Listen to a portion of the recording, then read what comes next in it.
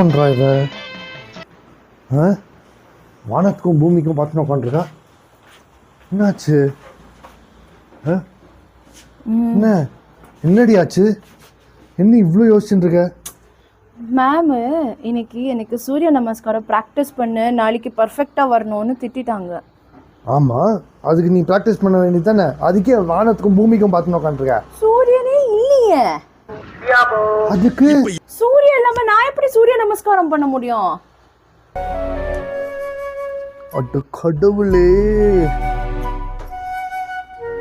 அப்படின்னு மேமுக்கு என்னடி சொல்ல போற இப்ப? என்ன பண்ணுறது மேம், சூரியனும் நேற்று லீவ் எடுத்துட்டா, அதனால நான் லீவ் எடுத்துட்டேன்.